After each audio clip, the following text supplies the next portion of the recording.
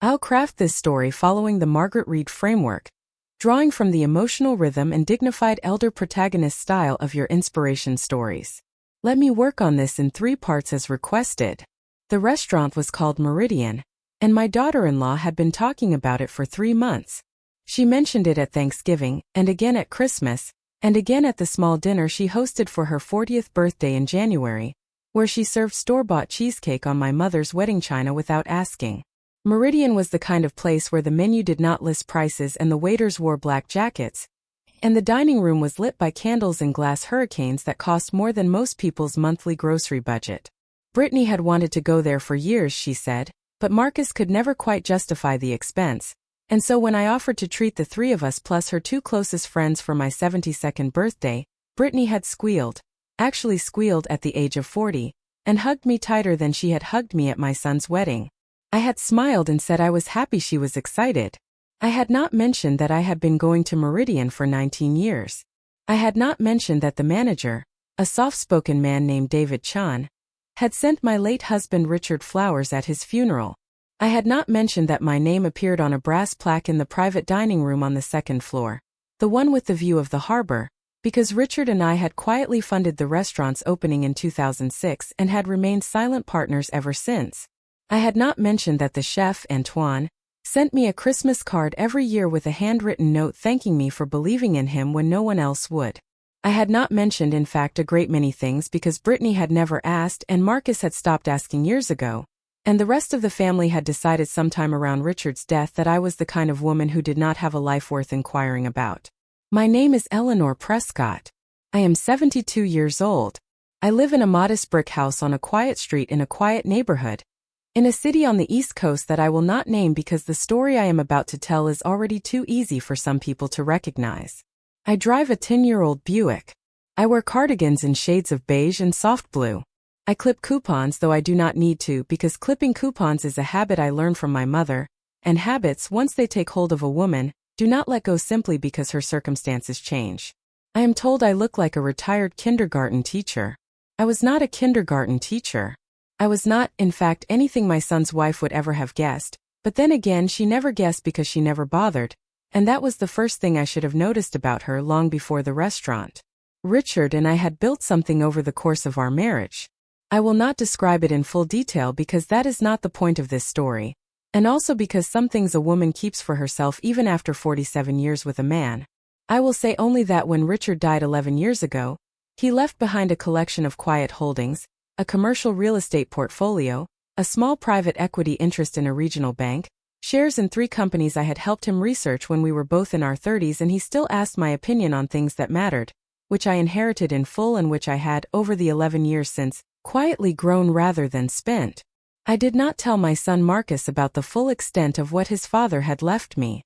I told him what he needed to know, which was that I was comfortable and did not need his help, and I told his wife nothing at all because she had never once asked a question about my life that was not a prelude to asking me for something. I want to be fair.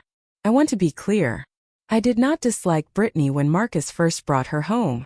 She was pretty in a glossy, carefully maintained way, blonde highlights, gym-sculpted arms, the kind of handbag that costs more than most people's rent, and she laughed at Marcus's jokes and seemed, at least on the surface, to love him. Marcus had been divorced once before, a short marriage in his late 20s that had ended painfully, and when he met Brittany at 36 I had been genuinely relieved to see him happy again. I hosted their engagement party in my garden. I paid for half their wedding, which was held at a vineyard Brittany had selected from a magazine, and I did not complain when the vineyard turned out to cost 3 times what a vineyard had any business costing. I welcomed her into the family. I tried. But families reveal themselves in small ways, and Brittany revealed herself in the small ways that mattered. She did not send thank you notes. She did not remember my birthday, not once in 6 years, though she expected elaborate gifts on hers. She referred to my house as cute, a word I understood to mean small, and she referred to my car as adorable, a word I understood to mean embarrassing. She corrected my pronunciation of certain wines at restaurants loudly, in front of waiters who knew me by name and who visibly winced when she did it. She spoke about me in the 3rd person while I was in the room.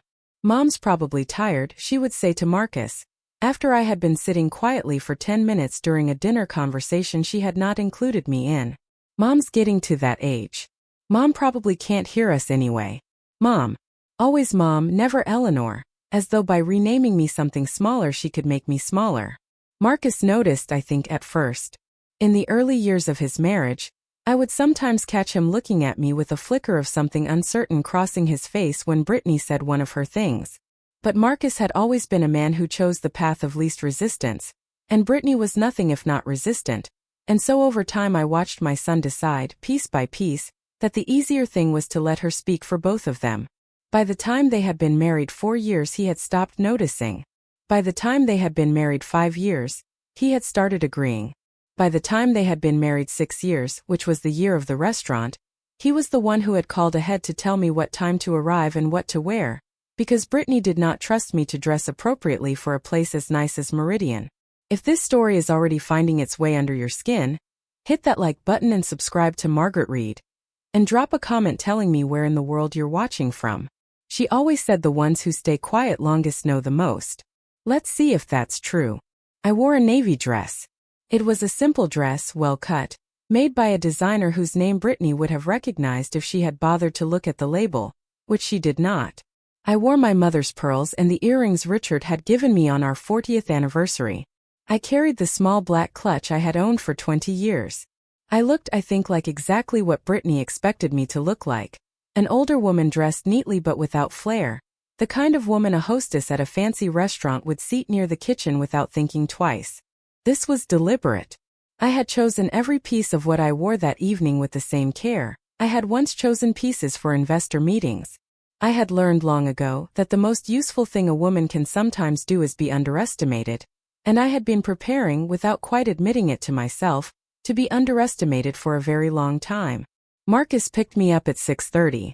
He was driving Brittany's car, a white SUV with leather seats that smelled of the perfume she wore too much of.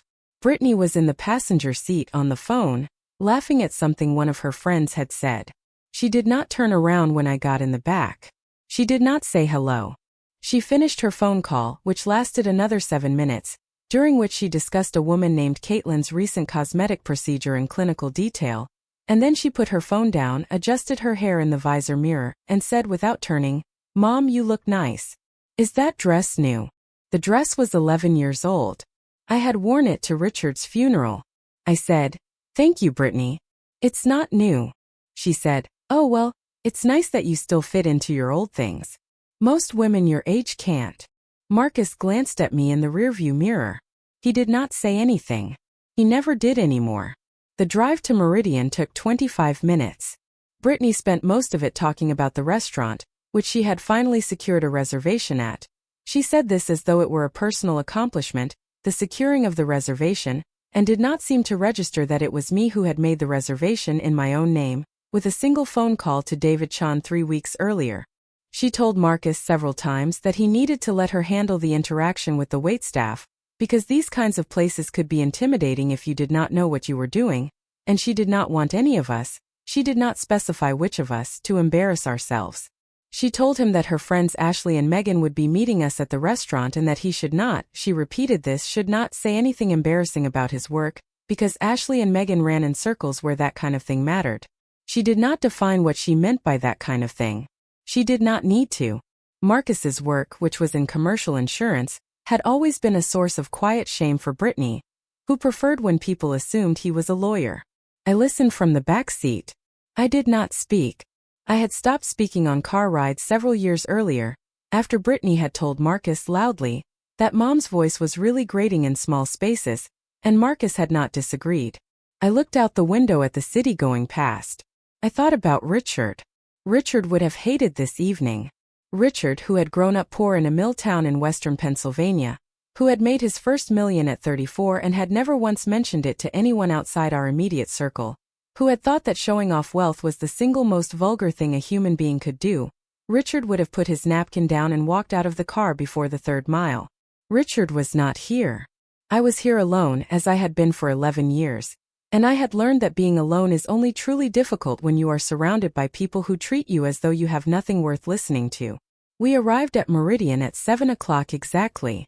Brittany had made a point of saying that we absolutely had to be on time, because Meridian was the kind of place that did not hold tables, which was of course not true, but I had not corrected her. The valet opened Brittany's door first.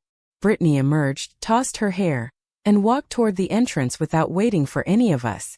Marcus got out, came around to my side, and opened my door with a small apologetic smile. The smile I had come to recognize as the smile of a man who knew his wife had just done something rude but did not have the courage to say so. I took his hand. I stepped out. I thanked the valet, who was a young man named Hector, because I know the valets at Meridian and I had sent Hector's younger sister a small college scholarship the previous spring, which Hector had never mentioned to me because we had both understood that mentioning it would be a violation of the quiet agreement we had reached. Hector said, "Good evening, Mrs. Prescott. It's always a pleasure." Brittany, 15 feet ahead, did not hear. Marcus heard. He looked at Hector with the mild confusion of a man who was not entirely sure why a valet would know his mother by name.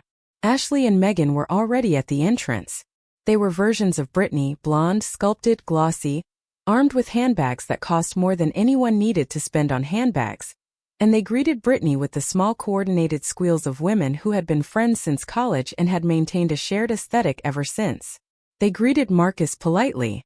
They greeted me with the particular flavor of politeness that 30-something women reserve for older women they do not expect to see again.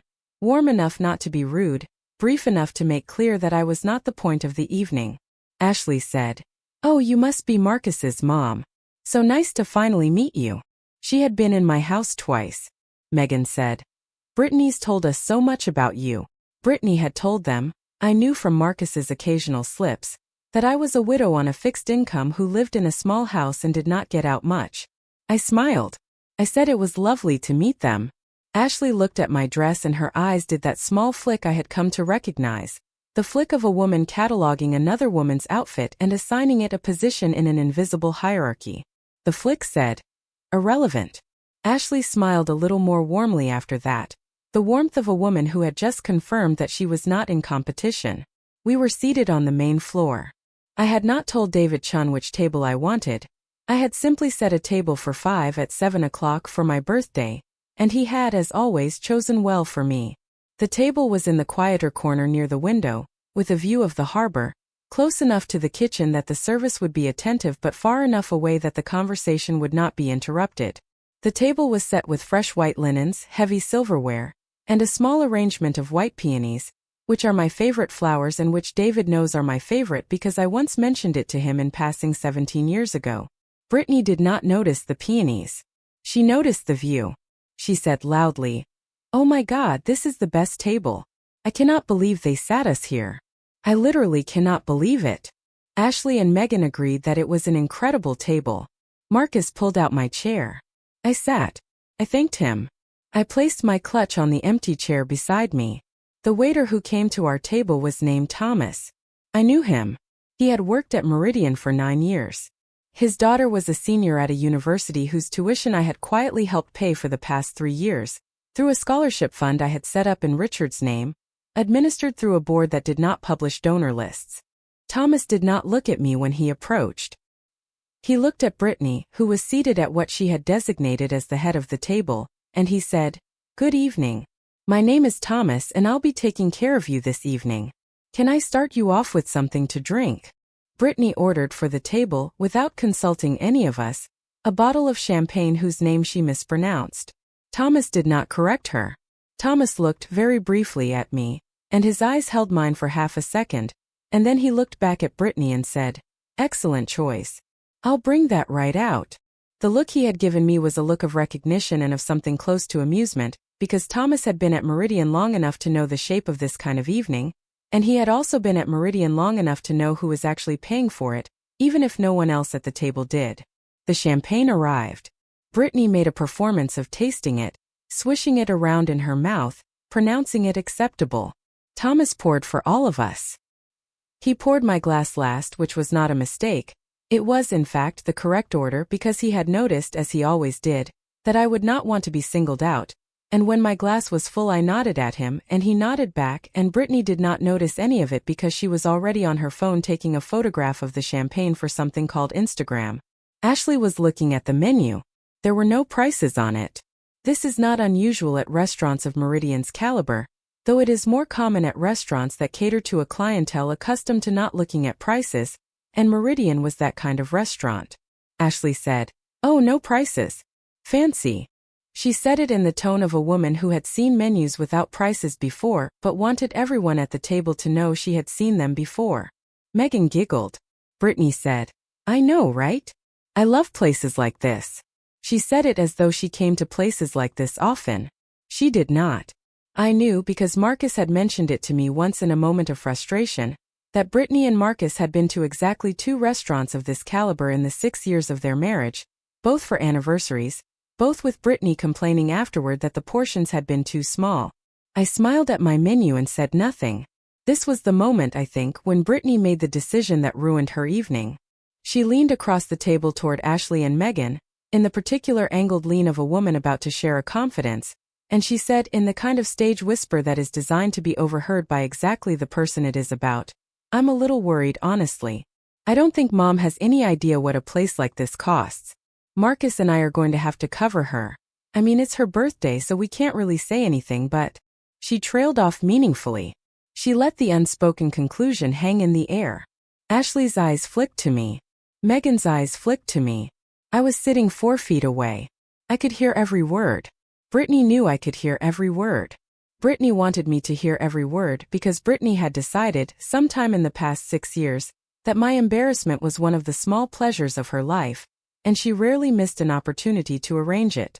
Ashley said, "Oh, bless her heart." Megan said, "That's so sweet of you guys. You're such good kids." Brittany shrugged with performative humility and said, "She can't really afford this kind of place, but it's her birthday, and Marcus wanted her to feel special." Marcus looked down at his menu.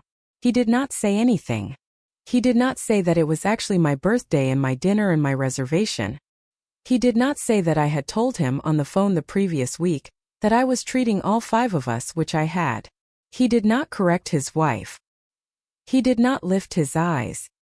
He simply studied the menu as though it contained the answer to a question he was afraid to ask out loud. I took a small sip of my champagne. It was a very good champagne. It was, in fact, a champagne I had tasted many times before, because it was the house champagne at Meridian, and because I had been the one who had recommended it to David Chen when the restaurant had first opened and was building its wine list. I set the glass down carefully. I looked at my daughter-in-law across the table. I looked at her friends, who were watching me with the particular pitying curiosity of women, who have just been told that another woman is beneath them and are enjoying the confirmation. I looked at my son, who was not looking at me. I felt very distinctly a decision settle inside me. It was not an angry decision. It was not even a new decision. It was simply the crystallizing of something that had been forming slowly over 6 years of small cruelties, 6 years of being called mom in a voice that made the word sound like a diagnosis, 6 years of watching my son disappear into a marriage that had made him smaller and meaner, and less himself than he had been before. I had planned to pay the bill quietly at the end of the evening.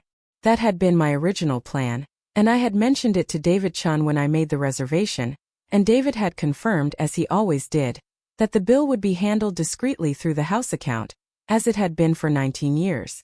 I had planned to let Brittany enjoy her evening and then at the end quietly cover everything, as I had done for countless family dinners, without fanfare, without drawing attention, without allowing anyone to feel the weight of what I was doing. That had been the plan. The plan, I decided in that moment, was going to change. I did not decide how it was going to change. I did not have a plan yet. I simply decided that I was no longer going to protect Brittany from the consequences of her own behavior. I was no longer going to smooth her path through an evening she had decided to make humiliating for me. I was, for the first time in 6 years, going to let her walk into whatever she had set up for herself, and I was going to watch and I was not going to intervene. Thomas returned to take our orders. Brittany ordered without asking anyone what they wanted. She ordered the tasting menu for 5 with wine pairings, and she ordered the caviar service to start, and she ordered 2 additional bottles of wine beyond the pairings because she wanted to, she said, really make a night of it. Thomas took the order with his face perfectly composed. He glanced at me once, a brief glance, asking without asking whether I was going to intervene. I gave him the smallest shake of my head. He understood. He wrote down the order. He said, "An excellent selection. I'll get this started for you." He left. Ashley said. Oh my God, Britt, caviar? You're spoiling us. Brittany waved a hand dismissively. It's Mom's birthday. We wanted to do it right. She glanced at me with the performance of warmth she reserved for moments when she wanted other people to witness her generosity. Right, Mom? You deserve to be spoiled. I said. That's very thoughtful, Brittany. She beamed. She turned back to her friends. She began telling a story about her personal trainer. I looked at Marcus. Marcus looked at his water glass. I waited for him to look up. He did not look up. I understood in that moment that my son was lost to me for the duration of this evening, and possibly for much longer than that, and that whatever I did next I was going to do alone. That was fine. I had been alone for 11 years. I had, in some ways, been alone for far longer than that, because being married to Richard had meant being the quiet half of a quiet partnership, and quiet women learn early how to act without waiting for permission. The caviar arrived. It was served on a silver tray with mother-of-pearl spoons and the full complement of accompaniments: creme fraiche, chopped egg, minced shallot, blini the size of silver dollars. Brittany made another performance of tasting it. She pronounced it divine. Ashley and Megan agreed that it was divine. Marcus ate quietly. I ate a small blini with a small amount of caviar and I closed my eyes for a moment because the caviar was excellent as it always was at Meridian, and because I had, in spite of everything, been looking forward to this evening for weeks. It was my birthday. I was 72 years old. I had earned the right to enjoy a good blini. The first course of the tasting menu arrived. It was a chilled oyster preparation that I knew Chef Antoine had spent 3 months perfecting. Brittany looked at it and said, "Oh, oyster's fun." She ate hers in 2 bites. Ashley and Megan made the faces women make when they are eating something they do not particularly enjoy, but are aware they are supposed to pretend to enjoy. Marcus ate his quietly. I ate mine slowly. I thought about what Antoine would say if he knew that Brittany was treating his 3-month oyster preparation as an amuse-bouche she was merely tolerating. I decided that I would mention it to him eventually at some point when the telling would serve a purpose. For now I simply enjoyed my oyster. The second course arrived and the third and the fourth. The wine pairings arrived between them. Brittany kept ordering additional drinks. Ashley and Megan were drinking at a pace that suggested they had decided this was an evening worth memorializing with an expensive headache. Marcus was drinking slowly, which was his habit. I was drinking even more slowly, because I had not become the woman I was by losing control of my faculties in public, and because I wanted quite badly to see whatever was coming with perfect clarity. Around the 5th course, Brittany began to talk loudly about my financial situation. She did it in the tone of a woman who believed she was being generous, and who wanted her friends to recognize her generosity. "We've been helping Mom out a lot," she said. "She's on a fixed income, you know, and it's really expensive to get old." Ashley nodded sympathetically. "It's so sweet of you guys." Brittany shrugged. "It's just what family does. I mean, Marcus grew up really modest, so it's not like they ever had much, but we want her to feel taken care of now." Marcus's fork paused for half a second over his plate. Then he resumed eating.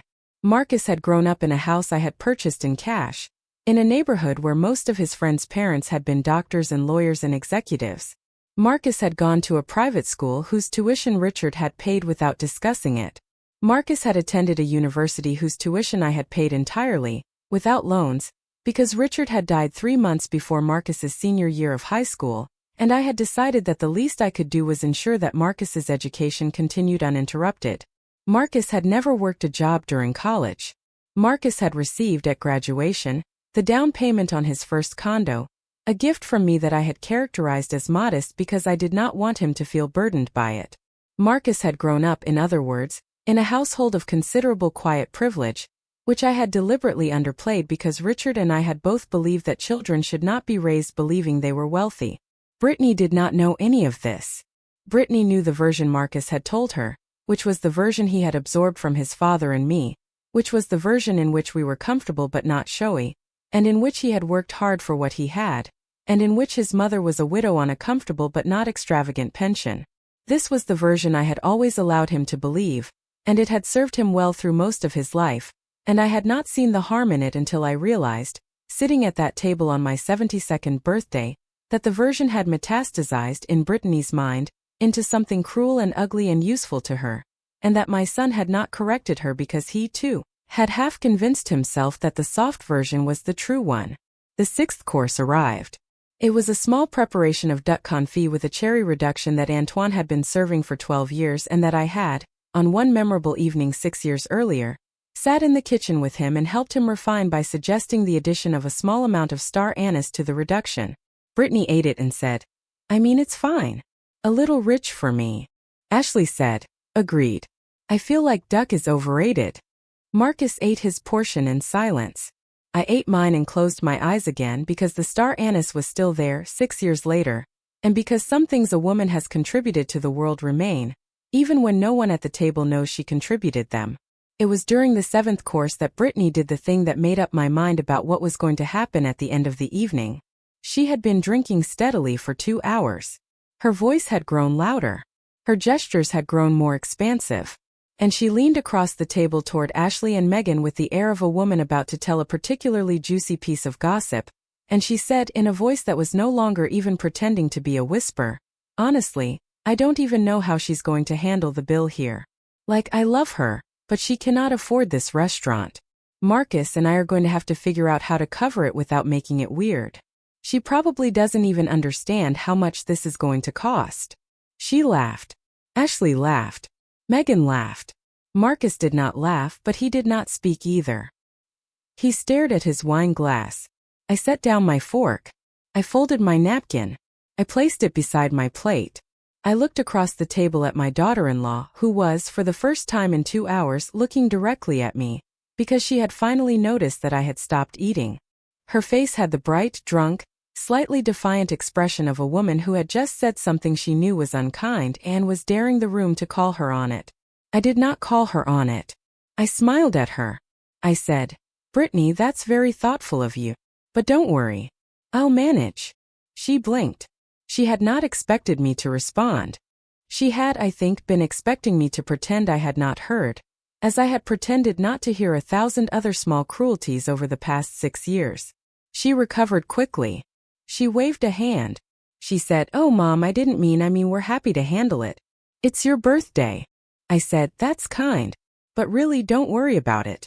She smiled the smile she smiled when she thought she had won something. She said, "Okay, Mom, whatever you say." She turned back to Ashley and Megan. She rolled her eyes slightly, in a gesture she thought I could not see, but which the angle of the mirrored wall behind her rendered perfectly visible to me, and to Thomas, who happened to be passing the table at that moment with a tray. Thomas's eyes met mine in the mirror. He had seen the eye roll. He had heard the comment. His expression did not change, but I saw in the very slight tightening of his jaw that he had filed this evening away in the particular category of Meridian evenings that are discussed later, in the kitchen, with the chef and the manager, in the quiet tones of people who have watched someone they respect be treated badly and are waiting for permission to respond.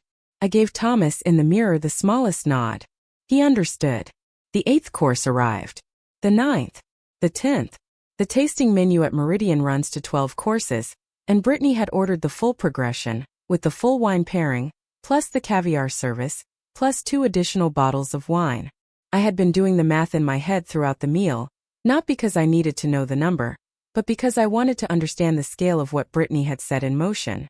By the time the 10th course arrived, I had calculated that the bill, including tax and the service charge but not yet accounting for the gratuity Brittany would want to calculate on top, was going to come in somewhere between $3,200 and $3,600. Brittany, I suspected, had no idea. Brittany had ordered with the confidence of a woman who believed she was impressing her friends, and who had not, at any point in the evening, considered what the actual number might be. Ashley and Megan were both married to men who made solid money, but not enormous money, and I suspected that neither Ashley nor Megan had ever personally paid for a tasting menu with wine pairings at a restaurant of this caliber. Marcus, I was quite sure, had been avoiding thinking about the bill for the entire meal, because Marcus was the kind of man who avoided thinking about unpleasant things until they were unavoidable, and because he had told himself at the beginning of the evening that I was going to handle it, and had then allowed himself to forget over the course of his wife's performance what handling it was going to look like. Between the 10th and 11th courses, Brittany excused herself to go to the restroom. Ashley and Megan went with her, in the way that women of a certain type travel to the restroom in packs, and the 3 of them left the table in a small, giggling cluster, with Brittany making a point of touching my shoulder as she passed and saying, in a voice dripping with performed affection, "Be right back, Mom." I smiled and nodded. I watched them walk across the dining room toward the restroom. I watched Brittany's head turn halfway across the room to make sure Thomas saw her, because Brittany enjoyed being seen by waiters in restaurants like this. Marcus, alone at the table with me for the first time all evening, set down his wine glass and looked at me. For the first time since he had picked me up, he actually looked at me. His face had an expression I had not seen on it in several years, a kind of sheepish, embarrassed awareness, as though he had just remembered that I was his mother, and that I had been sitting 4 feet away from his wife for 2 hours while she made small cruel comments about my finances. He said, "Mom, I'm sorry about. Brittany's just had a lot to drink, and she gets a little loud when she drinks and..." He trailed off. He did not know how to finish the sentence. He did not know, I suspected, whether he was apologizing for the whole evening or just for the latest comment, and he did not know how far the apology needed to extend. I said, "Marcus, it's fine. Don't worry about it." He looked relieved. He smiled. I smiled back.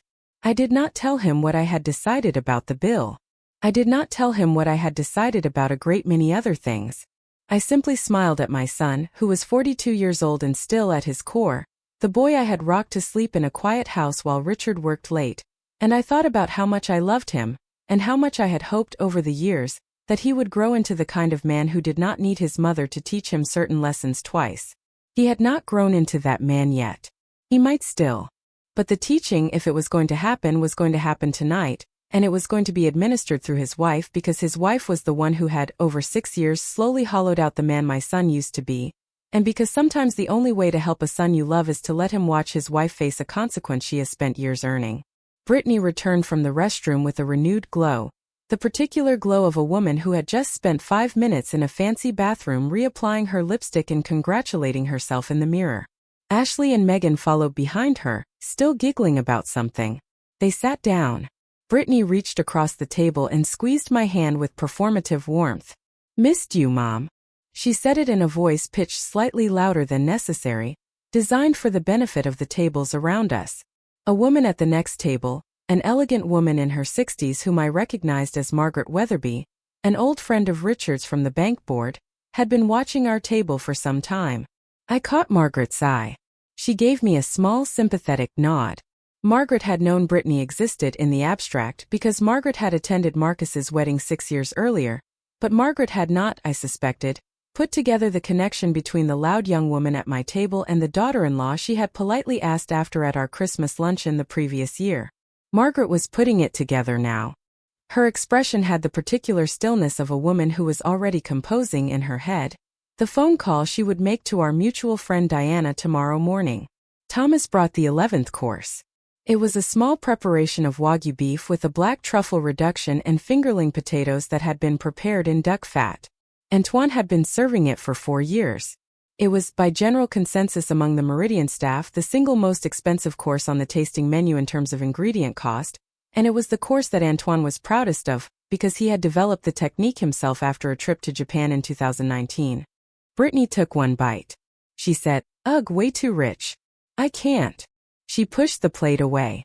Ashley said, "Same, I literally cannot." Megan giggled. The 3 of them had, I noticed, begun to leave more food on their plates as the evening progressed, which was a pattern I had observed at other tables of drunk women in fancy restaurants. It was the pattern of women who were eating less to make more room for performing, and who did not understand that at a restaurant like Meridian, leaving food on the plate was not a sign of refinement. It was a sign of ignorance. Marcus ate all of his Wagyu. He always had been, to his credit, a good eater. He had inherited Richard's respect for food, which was the respect of a man who had grown up without enough of it, and had never forgotten what it felt like to go to bed hungry. I watched Marcus finish his plate. I watched him wipe his mouth with his napkin. I watched him glance at his wife's half-eaten Wagyu, and I watched him make the small habitual calculation of a man who had learned not to comment on his wife's eating, because commenting had, over 6 years, become one of the things that was not done. The 12th course arrived. It was dessert, a small preparation of dark chocolate mousse with a raspberry coulis and a single candied violet, And Thomas placed mine in front of me with an extra flourish because the candied violet on my plate was slightly larger than the candied violets on the other plates. This was not an accident. This was a small signal from Antoine, who I was certain had been informed by Thomas, at some point during the meal, of the particular dynamic at the table, and who had responded in the quiet way that chefs respond, which is by adjusting the plating of a single dish by a single millimeter in honor of a guest he respected. Brittany did not notice. Ashley did not notice. Megan did not notice. Marcus did not notice. But I noticed. Thomas noticed. Antoine, somewhere in the kitchen, noticed. And that for now was enough. Brittany waved away her dessert after 2 bites. She said, "I'm stuffed. Oh my God." She leaned back in her chair. She patted her stomach in the performative way women do when they want other people to confirm that they are slim. Ashley confirmed that Brittany was slim. Megan confirmed it. Marcus, who had learned to confirm it even when his mouth was full, confirmed it. The rhythm of the evening was, I observed, a rhythm of small confirmations that Brittany was exactly the woman she wanted to be. And I had watched her solicit those confirmations all night, from every person at the table except me. Thomas cleared the dessert plates. He refilled the water glasses. He asked if anyone would like coffee or an after-dinner drink. Brittany said, "Oh, I need a cappuccino. And do you have any of those really nice dessert wines? You know, the sweet ones." Thomas said, "We have a very good sauternes this evening if you would like to see the list." Brittany said, "Perfect. Bring it." Thomas looked at the rest of us. Ashley ordered an espresso martini, which was not on the after-dinner menu but which Thomas agreed to make. Megan ordered a glass of port. Marcus ordered a coffee. I ordered a chamomile tea, which Thomas brought me without my having to specify the brand, because Thomas knew I only drank one specific chamomile, which Meridian stocked specifically for me and had for 19 years. While we waited for the drinks, Brittany resumed her performance. She had, it seemed, been energized by the restroom visit and the additional wine, and she had decided, somewhere in the course of the evening, that tonight was the night she was going to solidify her status, in front of her friends, as the generous daughter-in-law who took care of her poor widowed mother-in-law at expensive restaurants. She kept touching my arm. She kept saying in a voice designed to be overheard by neighboring tables, things like, "Mom, I'm so glad we could do this for you." She was, I realized, building a narrative. She was building the story she would tell later to other people about what a good daughter-in-law she was, and she was building it in real time in front of me, because she did not believe I was paying attention closely enough to notice. I was paying attention. I had been paying attention for 6 years. I was, in fact, paying closer attention tonight than I had ever paid before, because tonight I had stopped pretending not to see what I was seeing, and seeing clearly when you have trained yourself not to is a startling thing. I saw Brittany. I saw the way she treated the waiters. I saw the way she positioned herself in relation to her friends. I saw the way she used her husband as a prop and me as a backdrop, and I saw with absolute clarity that she had never once in 6 years considered the possibility that I was a human being with an interior life, with opinions about her, with the capacity to remember and catalog and eventually respond. She had looked at me and seen an old woman in a navy dress, and she had drawn her conclusions from there. And those conclusions had allowed her, over 6 years, to behave with a freedom that a more observant woman would not have felt. If this story has found you, make sure to subscribe and turn on notifications, so you never miss a new story from Margaret Reed. The best ones are still coming. And the people who watch to the end are exactly the ones who need to hear them. The drinks arrived. The sauternes was excellent. I had chosen it for Meridian's list myself in 2011, after a tasting trip Richard and I had taken to Bordeaux. Brittany sipped it and pronounced it so cute. She sipped it again and pronounced it actually really good. She sipped it a third time and leaned across the table to Ashley and said, "You know, I'm basically a wine expert at this point. Marcus says I have the palate of a sommelier." Ashley agreed that Brittany's palate was remarkable. Megan agreed. Marcus, who had never said anything of the kind about his wife's palate, stared into his coffee. It was at this point that Brittany, emboldened by the sauternes and by the absence of any pushback from anyone at the table, delivered the speech I will remember until the day I die. She tapped her glass with her fingernail. She stood up slightly, in the partial way women stand in restaurants when they want the attention of their table without quite rising. She said, "Okay, I just want to say something. Ashley and Megan made the cooing sounds that friends of Brittany's type make when Brittany announces that she is going to say something. Marcus looked at his wife with the mild dread of a husband who had been ambushed by these kinds of speeches before. Brittany said, "This has been such a special night. And I just want to say to Mom," she gestured at me with her glass, "thank you for letting us treat you tonight.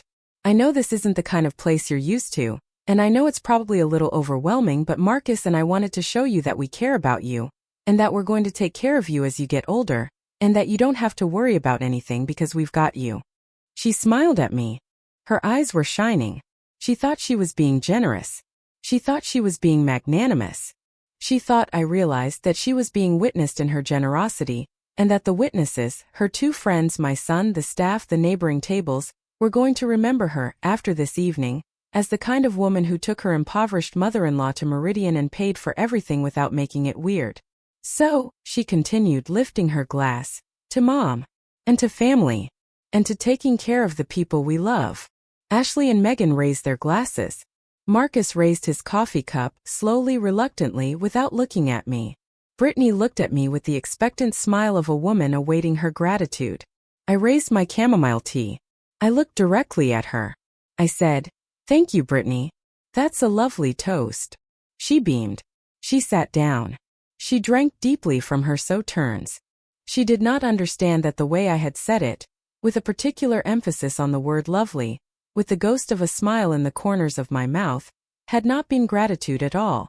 She did not understand because she had never, in 6 years, listened to me carefully enough to hear the difference. Thomas returned. He said, "Would anyone care for anything else this evening? Another round, perhaps." Brittany said, "Oh, I think we're good. We've been indulgent enough tonight." She giggled. Ashley giggled. Megan giggled. Thomas nodded. He said, "Very good. Whenever you're ready, I'll bring the bill." He looked at me with the briefest of glances and I nodded once. He understood. Brittany was still talking when Thomas walked away. She was telling Ashley about a vacation she and Marcus were hoping to take in the spring to Italy, which Marcus had not mentioned to me and which I suspected he had not yet agreed to. Brittany was describing in detail the Amalfi Coast resort she had already picked out. Ashley was murmuring appreciatively. Megan was murmuring appreciatively. Marcus was staring at his coffee with the still, frozen expression of a man who was beginning to calculate, in real time, the cost of the meal that was about to be presented to him. I watched Marcus's face. I watched the small muscle twitch in his jaw. I watched the way his eyes flickered toward Brittany, then away, then toward the kitchen doors through which Thomas had disappeared, then back to his coffee. Marcus was doing the math. Marcus had been avoiding the math for 3 hours, but now with the bill imminent, Marcus was doing the math. I watched him add up the courses. I watched him add up the wine. I watched him remember the caviar service, which had arrived at the beginning of the evening and which he had, I suspected, half forgotten in the subsequent blur. I watched the color drain very slowly from my son's face. Marcus leaned over to Brittany. He said in a low voice, "Hey, how much do you think this is going to be?" Brittany waved him off without looking at him. She said, "Don't worry about it, babe. Mom said she'd manage, and if she can't, we'll cover it." "It's fine," Marcus said. "Britt, seriously, how much?" Brittany finally looked at him.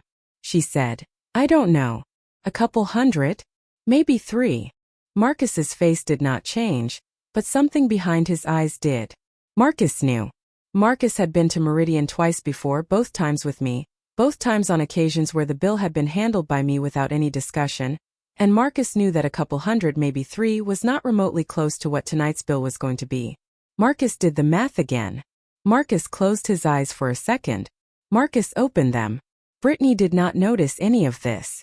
Brittany had returned to her conversation with Ashley about the Amalfi Coast. Brittany was saying, "And the thing is, Marcus is so lucky because I know how to find these deals. Like, I found this resort for half of what it usually costs, because I'm really good at travel hacking." Ashley was nodding. Megan was nodding. Marcus was sitting very still. Thomas appeared. He carried a small black leather folder. He was a professional of 20 years' experience, and he placed the folder on the table with the exact grace he always placed it, which was to say, he placed it in the center of the table, equidistant from all 5 diners, without indicating who it was for. "This is how the bill is presented at Meridian." Thomas knew it was my bill.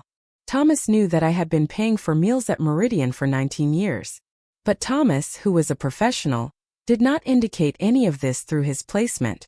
He placed the folder in the center of the table. He said, "Whenever you're ready. No rush." He stepped back. He did not leave entirely. He stood at the professional discreet distance near the service station, where he could see the table but could not be accused of hovering. There was a small silence. Brittany was still talking to Ashley. Ashley was still listening. Megan was still giggling softly at nothing. Marcus was staring at the folder with the expression of a man watching a spider descend toward his face in slow motion. I was watching my son. I was waiting to see what he would do. I was hoping in some small stubborn part of my heart that he would do the right thing. I was prepared in every other part of my heart for him to do nothing. Marcus did nothing. He looked at the folder. He looked at Brittany. He looked at the folder again. He did not open it. He did not pick it up. He did not say anything. Brittany, sensing eventually that something had shifted, turned back to the table. She saw the folder. She made a small performative face of surprise. "Oh, the bill. Okay." She looked at me. She smiled. She said, "Okay, Mom. Do you want me to handle this or do you want to?" She trailed off. Her smile stayed fixed. She was giving me, I realized, what she believed was a graceful exit. She was offering me the chance to let her pay, in front of her friends, which she had been angling for all night. She was expecting me to smile back gratefully, to thank her, to let her take the folder and perform the final crowning act of generosity that would solidify her status in front of her friends as the good daughter-in-law. I smiled at her. I said, "I'll handle it, Brittany. Thank you." Her smile flickered just slightly, because this was not the answer she had wanted.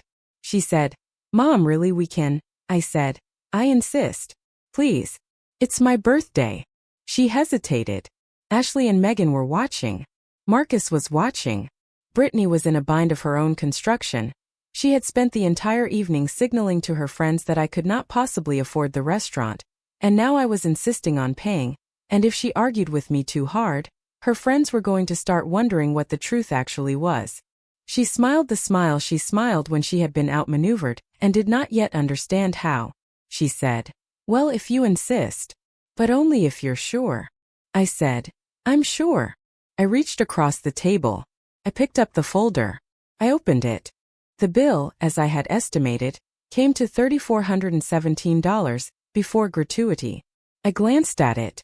I closed the folder. I set it beside my plate. I reached into my clutch. I removed a small leather card holder. I removed a single card from the card holder. I placed the card inside the folder. I closed the folder. I placed the folder at the edge of the table. I did all of this slowly, with the unhurried movements of a woman who had paid a great many restaurant bills in her life, and who did not find the process interesting. Brittany was watching me. Ashley was watching me. Megan was watching me. Marcus was watching me.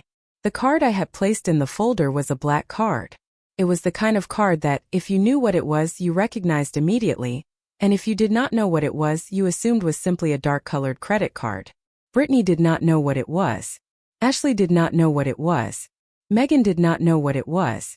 Marcus, who had handled enough of his mother's affairs over the years to have glimpsed the card once or twice in passing, knew exactly what it was, and I watched his eyes widen just slightly as he registered it.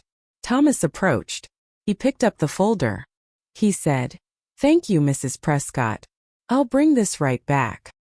He disappeared toward the point-of-sale station near the host's stand.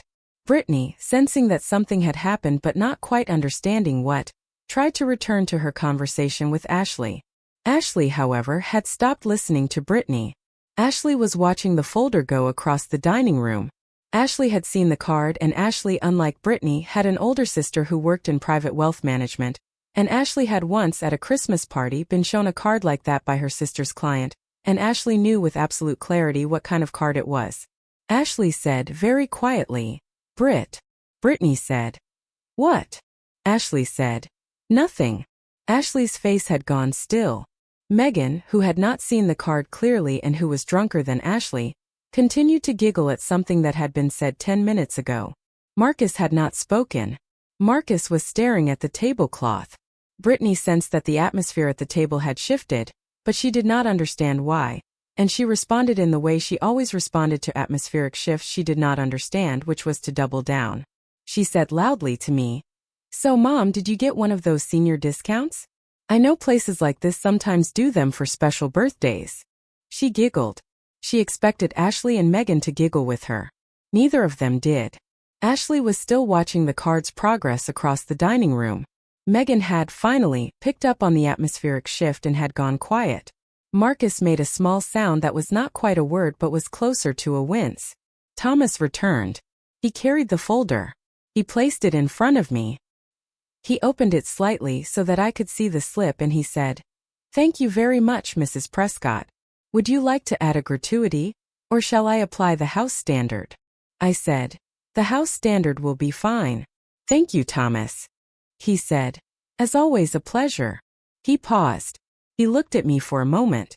Then he said in his professional voice, which was a voice pitched to carry just enough to be overheard by the table but not enough to disturb the other diners, "Mrs. Prescott, Chef Antoine has asked if you would stop by the kitchen on your way out. He would love to say hello." I said, "Please tell him I'd be delighted." Thomas said, "Very good. And Mr. Chen will be at the host stand. He wanted to personally wish you a happy birthday." I said, "That's very kind." Thomas stepped back. He nodded once at me. He disappeared toward the kitchen. Brittany's mouth had fallen slightly open. Ashley had closed her eyes for a brief moment, in the way a person does when a complicated realization has fully landed. Megan was looking from Brittany to me to Brittany again, trying to follow a narrative she had not been tracking. Marcus was finally looking at me. His face had an expression I had not seen on it since he was a child and had just been caught doing something he had been told not to do. It was the expression of a boy who had just realized that his mother had known the truth all along and had been waiting for him to figure it out. Brittany found her voice. She said, You know the chef here?" I said, "Yes." She said, "And the manager?" I said, "Yes. Mr. Chen has managed this restaurant for 19 years. I've known him for all of them." Brittany blinked. She said, "You've been here before?" I said, "I come here approximately once a month, Brittany. Sometimes more often." Her face was doing a complicated thing. The color was rising in her neck and then draining from her cheeks and then rising again. She said, But Marcus said." Marcus beside her said very quietly, "Brittany." Brittany ignored him. She said, "You said this was a treat. You said you couldn't afford." She stopped. She had not, I noticed, finished the sentence. The sentence she had been about to complete was, "You said you couldn't afford this kind of place." But she had not said that. I had not said that. I had never said anything of the kind. The story in which I could not afford Meridian had been constructed entirely by Brittany, over 6 years, out of assumptions she had made and had never bothered to verify. I said gently, "Brittany, I never said I couldn't afford this. I don't believe I've ever discussed my finances with you." She stared at me. She said, But Marcus said." I looked at my son. Marcus was looking at the tablecloth. Marcus said without looking up, "Britt, I never said that either. You said it. You just assumed it and I didn't." He stopped. He didn't finish. The sentence he had been about to finish was, "I didn't correct you." Because he had not. For 6 years, he had not corrected his wife when she had constructed the story of his impoverished mother, because the story had been useful to Brittany, and because correcting her would have required a conversation Marcus did not know how to have. Brittany turned to Ashley. Ashley would not meet her eyes. Brittany turned to Megan. Megan was staring at her wine glass. Brittany turned back to me.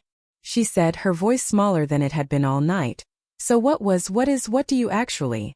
She did not know how to finish the question. She was asking I understood who I actually was. Because the woman she had been constructing as my identity for 6 years had just, in the span of 4 minutes, stopped existing, and she did not know what to do with the absence of that woman. I did not answer her question. I did not explain. I did not itemize for her benefit what Richard had left me or what I had built since. Because a woman who has spent 6 years assuming you are beneath her does not deserve the intimacy of an explanation. I simply smiled at her kindly, the way you smile at a child who has just discovered that the world is larger than she had realized, and I said, Brittany dear, you might want to ask fewer questions about other people's finances in public. It tends to reflect poorly on the person asking. Ashley, who had been watching this unfold with the frozen attention of a woman watching a car accident, made a small involuntary sound that was somewhere between a cough and a laugh. She turned it quickly into a cough. Megan, who had finally fully registered the shape of the evening, was looking at Brittany with something new in her expression, which I identified, after a moment, as the particular reevaluation that occurs among friends when one of them has been revealed to have lied, extensively and pointlessly, about another person. Thomas returned. He placed the final receipt in front of me. He said, Your total this evening, Mrs. Prescott, is $4,108, including gratuity. Thank you for dining with us. He said the number at full volume. He said it in a tone that was entirely professional, that was not designed to embarrass anyone, that was simply the ordinary tone of a waiter reporting a total. But the number landed at the table like a small, precise explosion. Ashley made the sound again. Megan made a sound I had not heard a grown woman make before. Brittany went completely pale. $4,108. That was what Brittany had ordered at my birthday dinner. For the evening she had spent telling her friends that I could not afford the restaurant. $4,108. More than 12 times what she had estimated when Marcus had asked her, 20 minutes earlier, how much she thought the bill would be. I watched Brittany's face as the number settled into her. I watched her do in rapid sequence the calculations, what she had told her friends, what she had told Marcus, what I had said, what she had assumed, what the truth apparently was. I watched her understand piece by piece that she had spent the evening constructing a narrative she had just watched dissolve, in front of her, in the space of 45 seconds. I signed the receipt. I added, underneath my signature, a small handwritten note to Thomas that said, Thank you. Please give my regards to Antoine and David. I closed the folder. I handed it to Thomas. Thomas took it. He bowed slightly. He said, Happy birthday, Mrs. Prescott. He disappeared. I stood up. I picked up my clutch. I said, Well, this has been a lovely evening. Thank you all for coming. I did not look at Brittany. I did not need to. I could feel her gaze on me, hot and desperate and newly rearranged. I looked at Ashley. I said, Ashley, it was a pleasure to meet you. Ashley said very quickly, It was a pleasure to meet you, Mrs. Prescott. Thank you so much for dinner. It was extraordinary. She was overcorrecting. She understood this about herself. She was also, I noted, going to have a very interesting phone call with her sister tomorrow. I said, You're welcome. I looked at Megan. I said, Megan, lovely meeting you. Megan, who had visibly been trying to become invisible for the past 3 minutes, nodded vigorously and did not speak. I looked at my son. I said, Marcus. He looked up. His eyes were very bright. I said, Walk me to the kitchen, please. I need to say hello to Antoine. Marcus stood up so fast he nearly knocked over his chair. He said, Of course, Mom. He came around the table to me. He offered me his arm.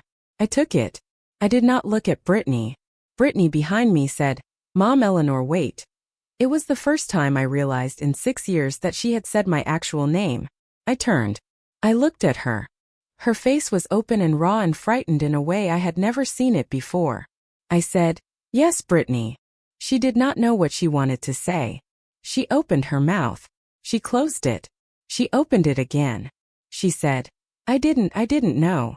I said gently, I know you didn't, dear. That was the point. I turned. I walked with Marcus toward the kitchen. The walk across the dining room was one of the most pleasant walks of my life. I was not rushing. I was not performing. I was simply walking on my son's arm, through a room full of people who had, many of them, just watched a small and exquisite correction occur. Margaret Weatherby at the next table caught my eye. She raised her wine glass to me very slightly. I nodded at her. David Chen was approaching from the host's stand, smiling the warm, genuine smile he had been smiling at me for 19 years. He said, Eleanor, happy birthday. I hope the evening was everything you wanted. I said, David, it was perfect. Thank you. He said, Antoine is waiting for you in the kitchen. He has a little something for you. I said, he didn't need to. David said, you know he did. I laughed. I turned to Marcus. I said, Marcus, this is David Chen. He manages Meridian. David, this is my son, Marcus. David extended his hand to Marcus. Marcus shook it. David said, a pleasure to meet you. Your mother speaks of you often. Marcus, who had clearly been prepared for none of this, said, I'm sorry, have we met before? David smiled. He said, not formally. I saw you at your father's funeral, though. I came to pay my respects. You were quite young, not young, but you were grieving. I wouldn't have expected you to remember me. Marcus's face did something complicated. He said, you came to my father's funeral? David said, of course. Your father was a friend. He believed in this restaurant when no one else did. We wouldn't exist without him. Marcus looked at me. Marcus's eyes were doing the thing they had been doing all night, which was filling up very slowly with a kind of dawning. I said, let's go see Antoine. The kitchen at Meridian is a warm, loud, brightly lit room. Antoine was at the pass in his whites, surveying the evening's remaining tickets. When he saw me, his whole face lit up, which was a thing Antoine's face did exclusively for me and for his elderly grandmother in Lyon. He came around the pass at speed. He said, Eleanor, happy birthday. I heard you were here. I would have come out, but we had a fish issue. A minor catastrophe. The fish is fine now. I laughed. I introduced him to Marcus.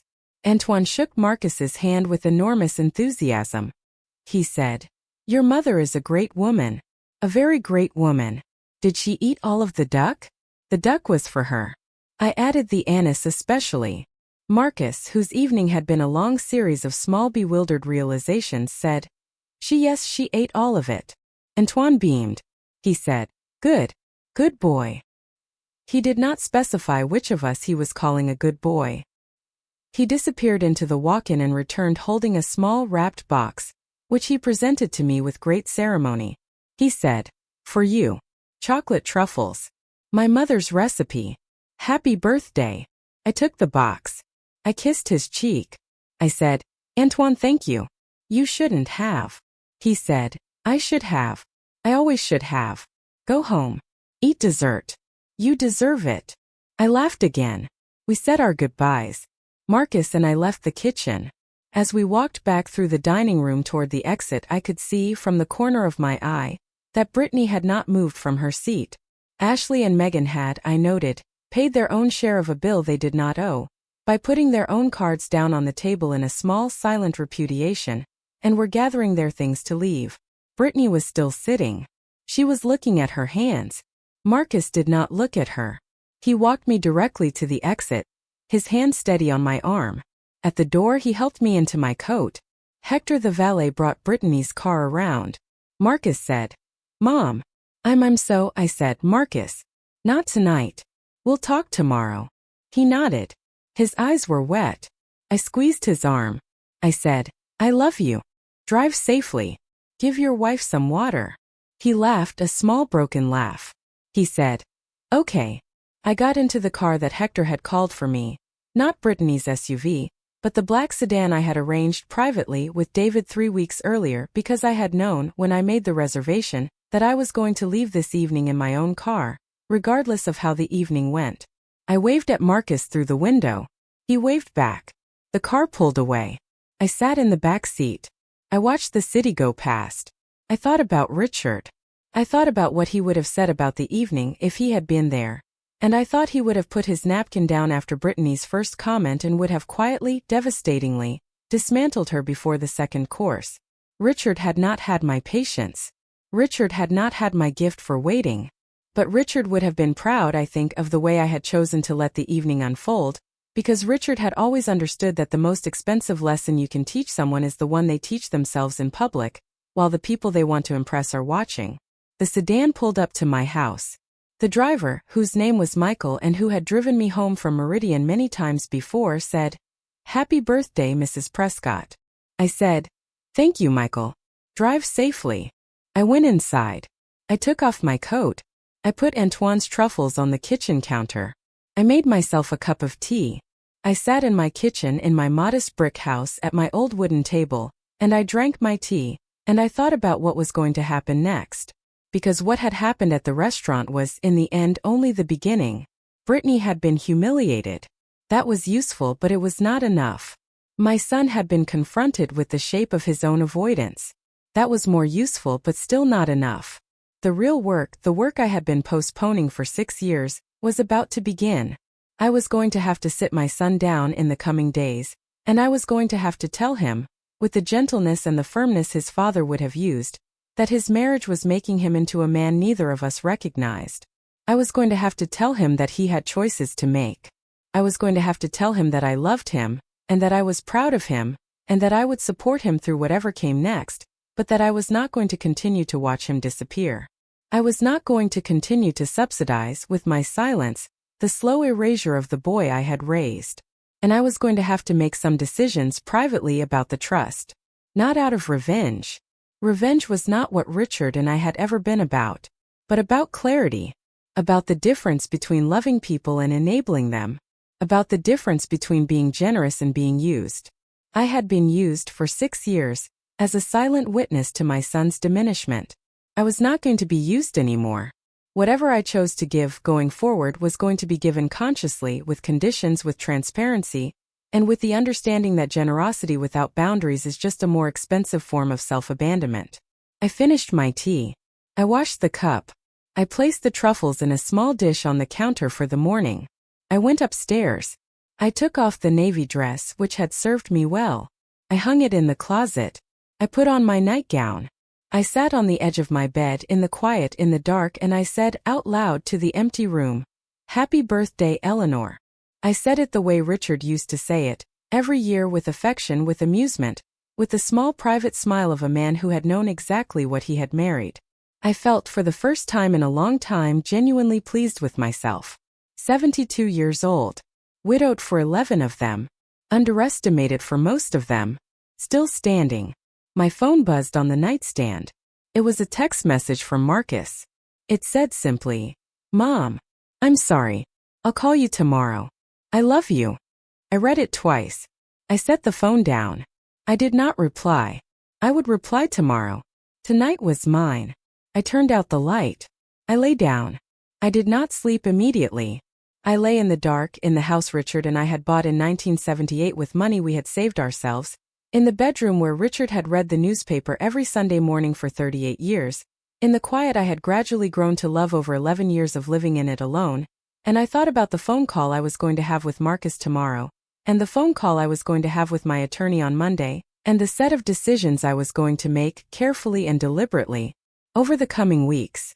I thought about Brittany, who was, at that moment, probably in her own bedroom, staring at her own ceiling, running through the evening in her head and beginning to understand that she had made, over 6 years, a series of small choices that had just collectively caught up with her in a very public way. I did not feel sorry for her. I did not feel triumphant either. I felt only the quiet satisfaction of a woman who had, after a long and patient wait, finally stepped fully into the life she had always been living, and had allowed the people around her to see it. Marcus called at 7:15 the next morning. I had been awake since 6, which was my habit, and I had been sitting at the kitchen table with my second cup of coffee and the newspaper when the phone rang. I let it ring twice before I answered. I said, "Good morning, Marcus." He said, "Mom." His voice was hoarse. He had not slept. I could hear it in the single syllable. He said, "Can I come over? I need to talk to you." I said, "Yes. I'll make breakfast." He said, "I don't need breakfast." I said, "I'll make it anyway. Come whenever you're ready." He said, "I'm leaving now." He hung up. I made pancakes. I had not made pancakes in years because there had been no one to make pancakes for, but I made them that morning because Marcus had loved them as a boy and because I wanted, for whatever conversation was coming, the kitchen to smell the way it had smelled when he was small. I set the table for 2. I put out the real maple syrup, not the grocery store kind. I warmed the plates. I made fresh coffee. I sat down to wait. Marcus arrived at 8 o'clock. He looked like a man who had aged 5 years overnight. He had circles under his eyes. He was wearing yesterday's clothes. His hair was wet, which meant he had showered at least, but he had not shaved. He came into the kitchen and stopped in the doorway and looked at the table, at the pancakes, at me, and his face did the thing it had been doing at the end of dinner the night before, which was filling up with something close to weeping. He said, "Mom." I stood up. I crossed the kitchen. I hugged my son. He was 42 years old and he smelled like the shampoo he had used since high school, and he put his face against my shoulder the way he had done when he was 8 and had lost a spelling bee, and we stood like that in my kitchen for a long time. Eventually he sat down. He ate 3 pancakes before he spoke. I did not rush him. I had been waiting 6 years for this conversation. I could wait another 10 minutes. When he finally put down his fork, he said, "I didn't know what to do. I didn't know how to make her stop. I told myself for years that it wasn't that bad, that she's just how she is, and you were handling it, and I thought if I just kept the peace." He stopped. He rubbed his face with his hand. He said, "I kept the peace by letting her hurt you. I know that. I've known that. I'm sorry." I said, "Marcus, eat your coffee. Let me talk for a minute." He nodded. He picked up his mug. I said, "I'm not angry with you. I want you to know that first. I'm disappointed. I'm sad. I'm tired in a way I have been tired for a long time. But I am not angry with you. You are my son. I love you. I will love you until the day I die, regardless of any choice you make going forward. That is not in question. Do you understand me?" He nodded. His eyes were wet. I said, "Good. Now listen. I need to tell you some things, and I need you to let me finish before you respond." He nodded again. He set down his coffee. He folded his hands on the table, the way he used to fold his hands when he was in trouble as a boy, and he waited. I said, "Your father and I had more money than you know. I have never lied to you about this. I have simply never told you the full extent of it, because your father and I agreed when you were young that we did not want to raise a wealthy child. We wanted to raise a person. I believe we succeeded at that, mostly. You are a good man. You are a kind man. You are also, I have come to realize, a man who has spent the last 6 years losing himself inside a marriage that has taught him that the easier path is always to say nothing. I will not pretend I have not watched this happen. I have. I have watched. I have said nothing. I thought for a long time that you would find your way back. I thought you would notice what was happening and you would correct it. You did not. And last night I decided that I was not going to wait any longer." He said, "Mom." I said, "Let me finish." He closed his mouth. I said, "Here is what I am going to do. I am going to meet with my attorney on Monday. I am going to make some changes. I am not going to disinherit you. I want you to understand that clearly. You are my son. You will be taken care of. But the structure is going to change. The assets that would have passed to you directly are going to pass instead into a trust. You will be the beneficiary. But the trust will be administered by an independent trustee, not by Brittany, and the distributions will be structured in a way that cannot be accessed or pressured by anyone other than you. You will have income. You will have security. What you will not have is the ability to hand your father's money to a woman who has been training you, for 6 years, to believe that his money belongs to her." Marcus's eyes filled. He said, "I would never." I said, "Marcus, think about last night. Think about the trip to Italy your wife was planning with your money. Think about how many of your financial decisions over the past 6 years have been made by her. I am not accusing you of anything. I am telling you what I have observed. And what I have observed is a man who has, without quite realizing it, begun to default to whatever his wife wants. That is a pattern. Patterns get worse, not better, when large sums of money are involved. Your father left this money to me to manage wisely, and part of managing it wisely is making sure that it reaches you intact and is not, through your passivity, redirected to someone who does not deserve it." He said nothing. He was crying quietly. I let him cry. I refilled his coffee. I sat back down. After a while he said, "Are you going to tell Brittany?" I said, "No. I am not going to tell Brittany. You can tell her whatever you choose. But I am not going to have that conversation with her, because I do not owe her that conversation. I owe her nothing. What she does next is up to her. What you do next is up to you." He said, What do you think I should do? I said, Marcus, I am not going to tell you what to do about your marriage. That is not a decision I can make for you. I will say this. A woman who spends 6 years telling her friends that her mother-in-law is destitute, while her mother-in-law is in fact funding the life her husband enjoys, is not a woman who loves her husband. She is a woman who has attached herself to a situation she believes she understands.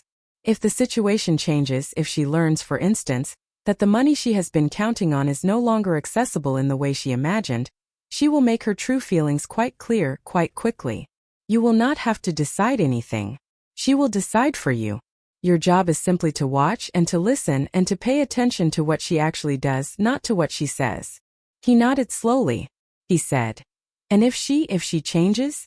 If she becomes, I said, then you will know. Either way you will know. He was quiet for a long time. Then he said, Mom, I don't know if I love her anymore. I did not respond immediately. I let the sentence sit in the kitchen. Then I said, I know, sweetheart. I have known that for a while. He put his face in his hands. We sat in the kitchen for another hour. I made him more pancakes. He ate them. He told me things he had not told me in years. He told me about small moments, accumulated over the course of his marriage, in which Brittany had done things that had, at the time, felt like warning signs he had chosen to ignore. He told me about a night, 18 months into the marriage, when Brittany had thrown a wineglass at the wall because Marcus had suggested they eat at a cheaper restaurant. He told me about the way she spoke about his coworkers, his friends, his sister-in-law. He told me about the vacation she had booked without consulting him, the credit card charges he had been quietly absorbing, the way she referred to him at parties as my husband in a tone that made it clear she considered husband a job title she was evaluating his performance in. I listened. I did not interrupt. I let him say everything he had been saving up, unable to say, for 6 years. When he was done, he looked exhausted and lighter at the same time. He said, Why didn't I say any of this sooner? I said, Because you were ashamed. Because you thought you had chosen her. And to admit she was not what you had thought would mean admitting you had made a mistake. People avoid that admission for a long time, Marcus. Sometimes their whole lives. He said, I don't want to do that. I said, I know you don't. That's why you're here. He stayed until noon. When he left, he hugged me for a long time in the doorway. He said, I'll call you tomorrow. I said, Whenever you're ready. He walked to his car. He drove away. I closed the door. I stood in the quiet of my kitchen for a long moment. Then I cleared the table. I washed the dishes. I sat down with another cup of coffee and I opened the novel I had been reading, and I read for an hour without thinking about anything else because I had raised a son, and I had done what a mother could do, and the rest of what was going to happen without my direct involvement. My attorney's name was Patricia Hughes, and she had handled my affairs for 14 years. She was a small, sharp 68-year-old woman who had been one of Richard's closest professional friends, and who had, after Richard's death, taken over my legal work with the same quiet efficiency she had always applied to his. I called her on Sunday evening. I told her what I wanted. She said, Eleanor, I've been waiting for this call for 6 years. I said, I know, Patricia. She said, I'll see you Monday at 10. On Monday at 10, I sat in Patricia's office and restructured the entirety of my estate. The process took 4 hours. We set up a dynasty trust for Marcus, with an independent corporate trustee, with distribution provisions that would provide him with a generous income for the rest of his life but would prevent any direct access to principal without the trustee's approval. We set up a parallel trust for any future grandchildren, if Marcus had children, which would be administered separately.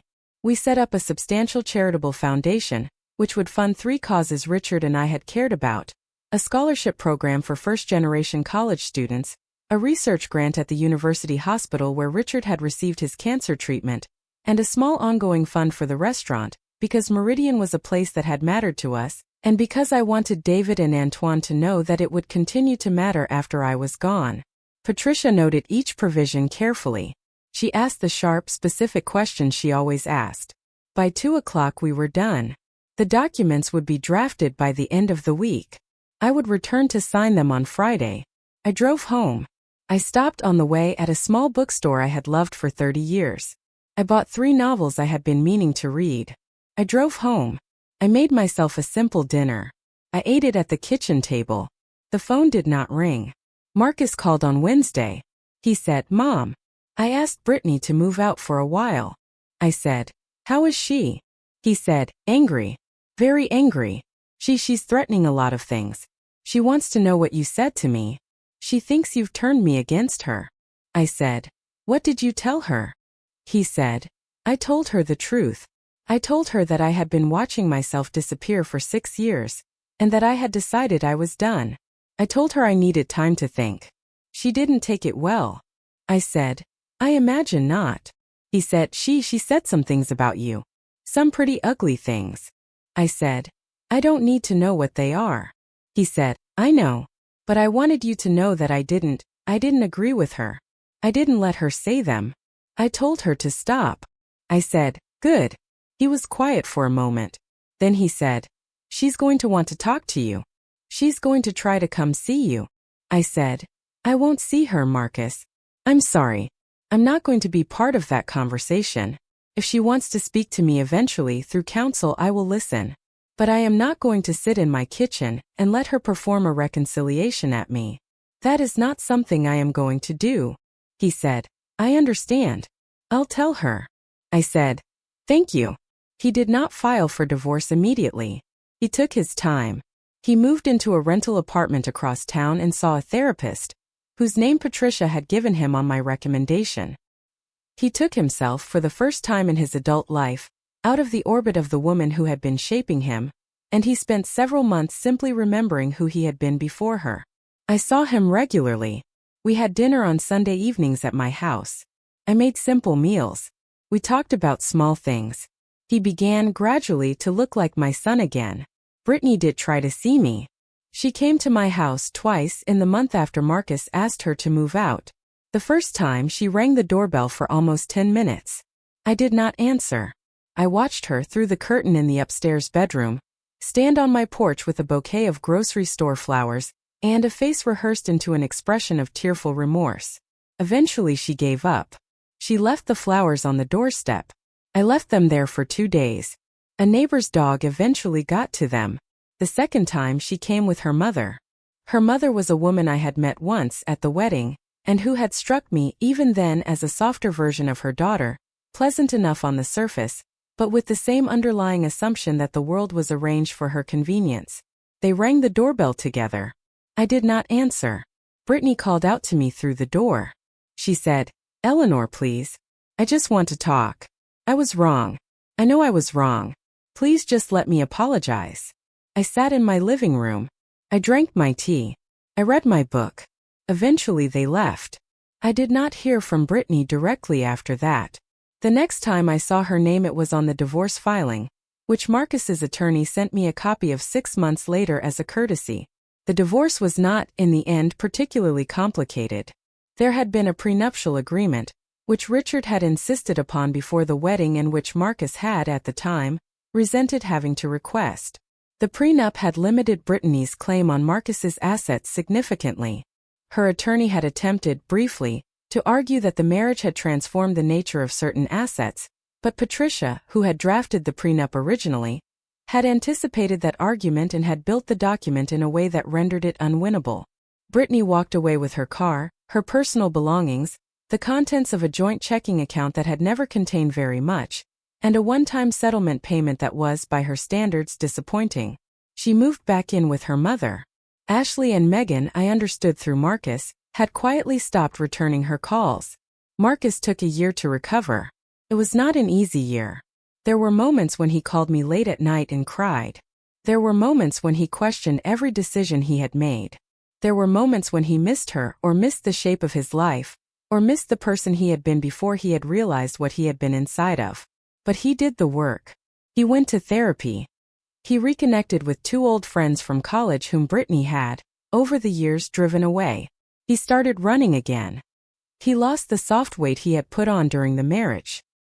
He began to laugh again, really laugh the way he had laughed as a boy, and the first time I heard him do it, at a Sunday dinner about 8 months after the separation, over a joke I had made about something on the news, I had to excuse myself from the table and go into the kitchen for a moment, because the sound of my son's real laugh, returned to me after 6 years of absence, was more than I could take without privacy. Thank you for staying all the way to the end. The people who finish the whole story are the ones who understand it, and the ones who share it. If this one moved you, the next video on your screen is waiting to do the same. And if you haven't subscribed yet, come back. There's always another woman the world underestimated. And we tell those stories here. 2 years after the restaurant, Marcus met a woman named Claire.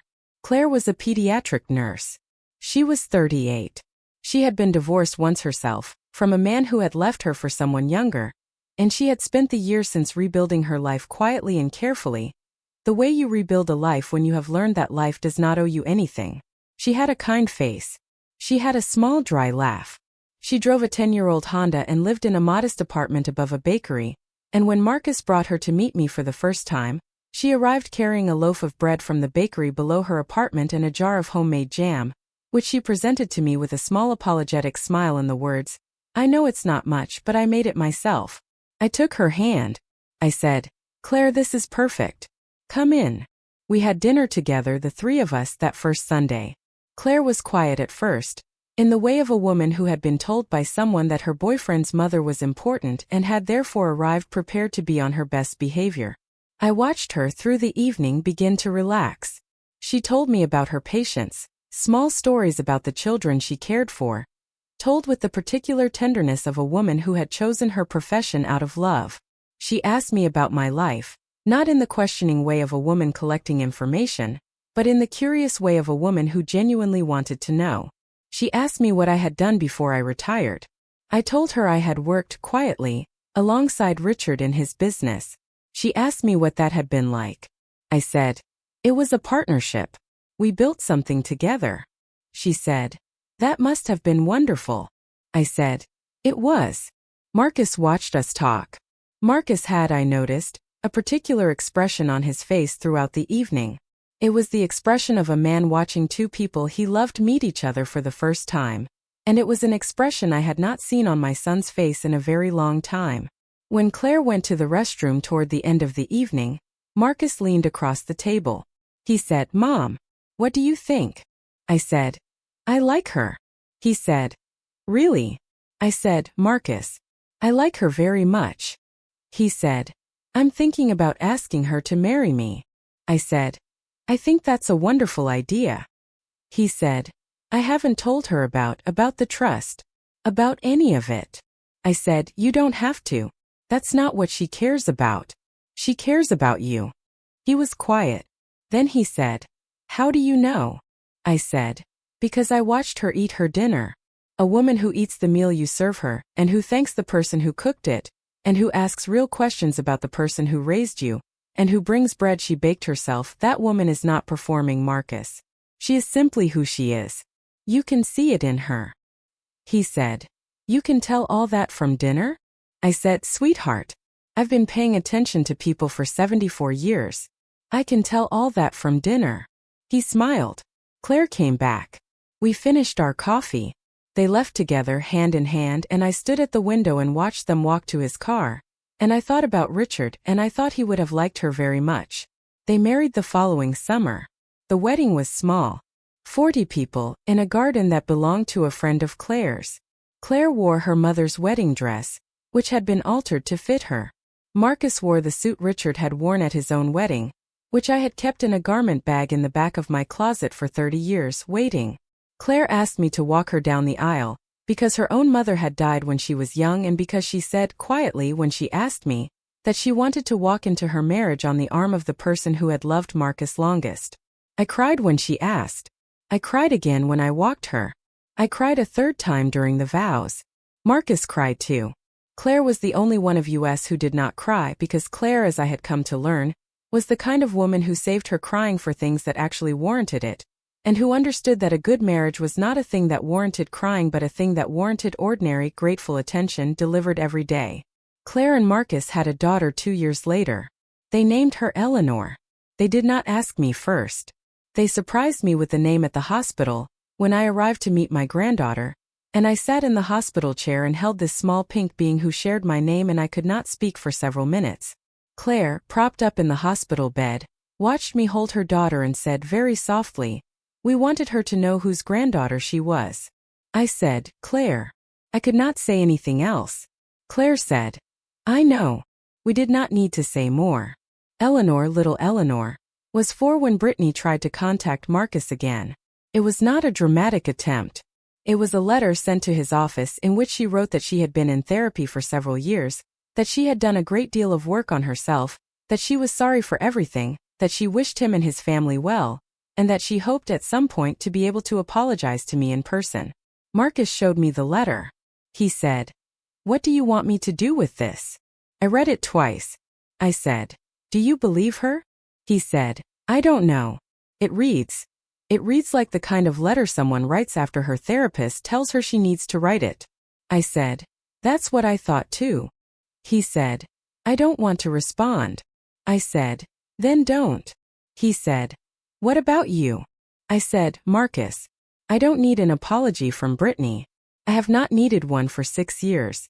An apology from her would not change anything. It would not restore the years she took from you.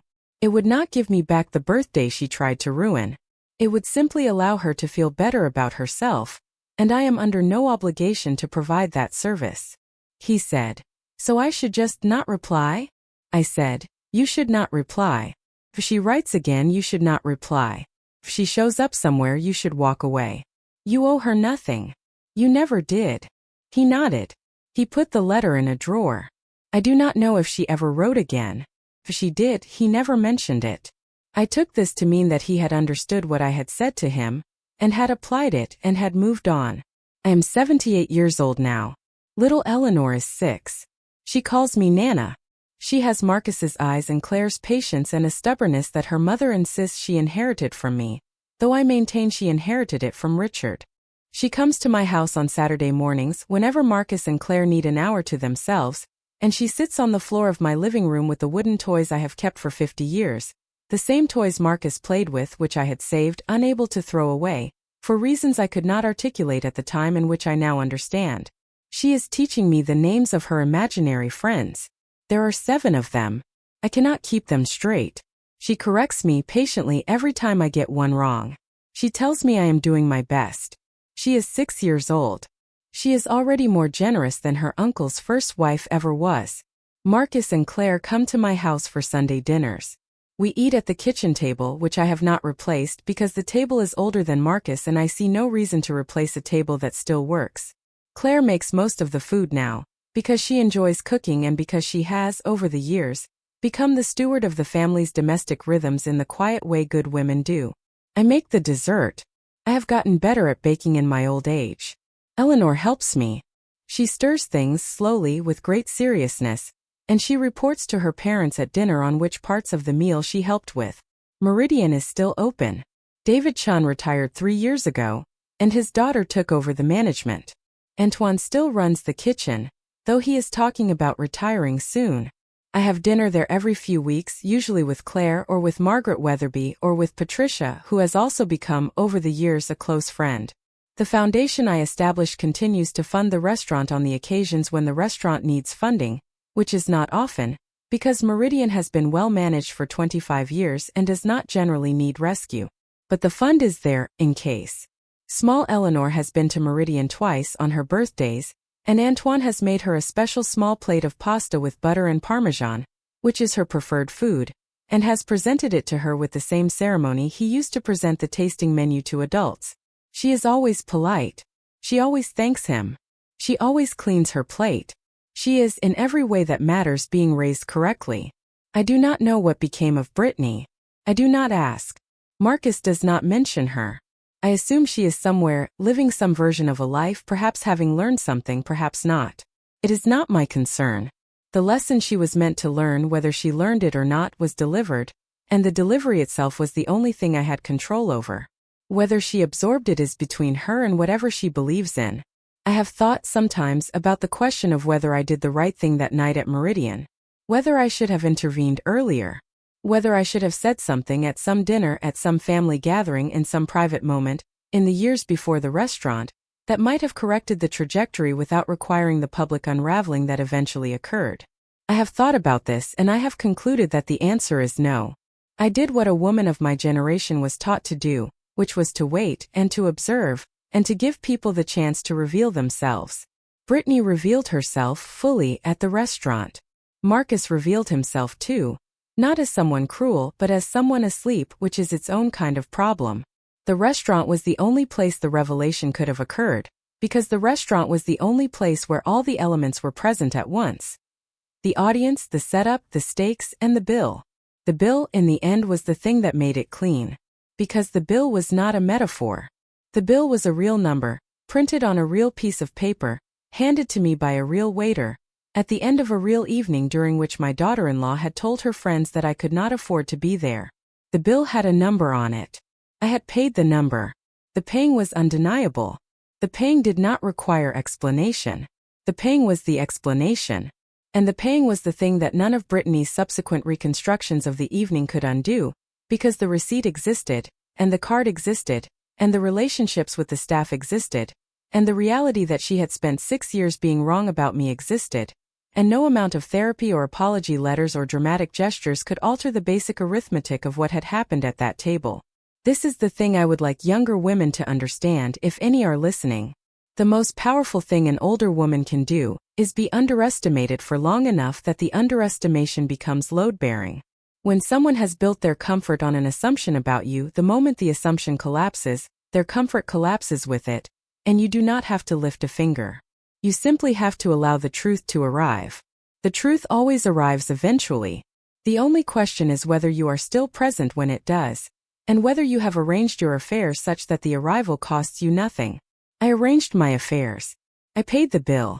I walked out of the restaurant on my son's arm, and the rest of my life, which I am still living, has been shaped by the quiet decisions I made in the weeks after that evening, decisions about money, about family, about what I was willing to accept, and about what I was no longer willing to accept.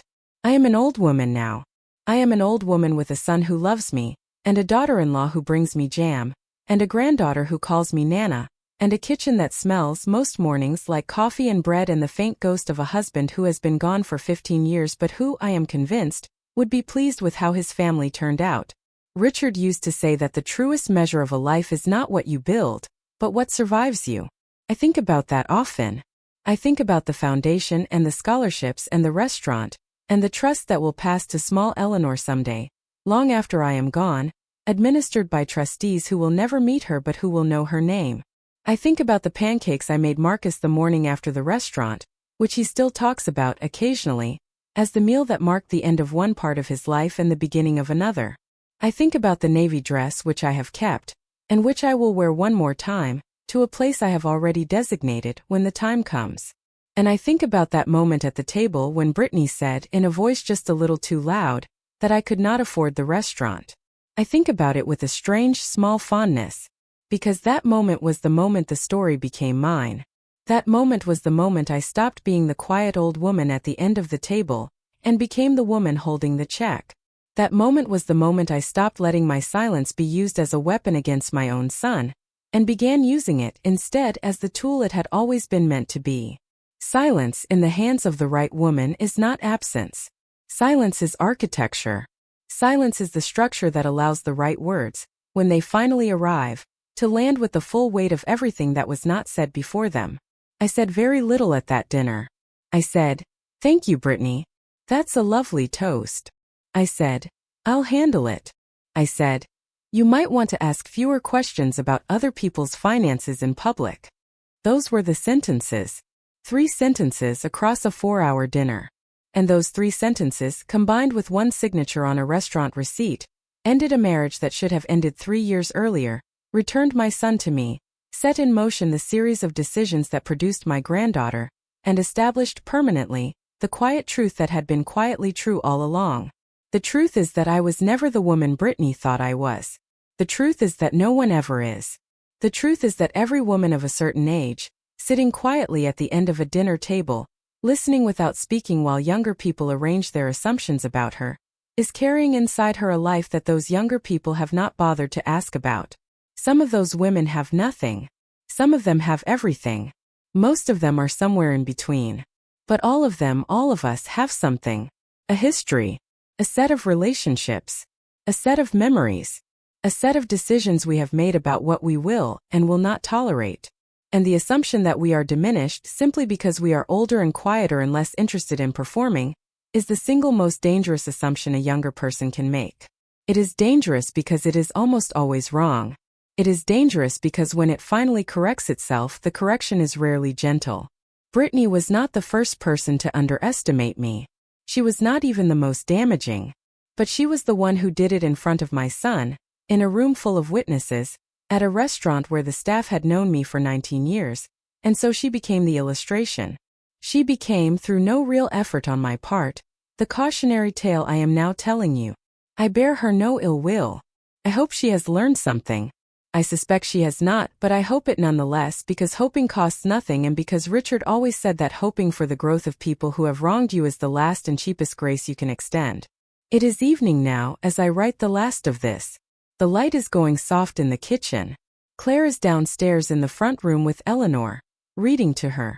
Marcus is coming over later to help me replace a light bulb in the hallway ceiling, which I am no longer tall enough to reach. I can hear small Eleanor's voice drifting up the stairs, demanding that her mother read the book again. Claire is laughing. The laugh is tired and patient and entirely Claire's, and I realize, sitting at my kitchen table, that this sound, this ordinary Tuesday evening sound of a young woman reading to a child in my house, is the thing I was preserving all along. I did not know it when I was doing it. I did not know at the restaurant that this kitchen, this laughter, this small stubborn granddaughter, was what I was protecting when I placed the card on the tray and let Brittany watch the number land. I only knew that I was done being used. But this, it turns out, is what being done with being used produces. Produces a life. It produces a laughter coming up the stairs. It produces a 6-year-old with your name who stirs your cake batter slowly and reports her progress.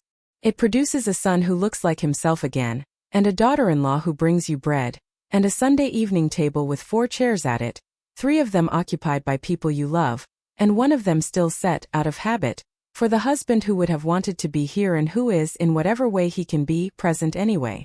This is the end of the story. It is not a dramatic ending. It is not the ending a younger woman might write.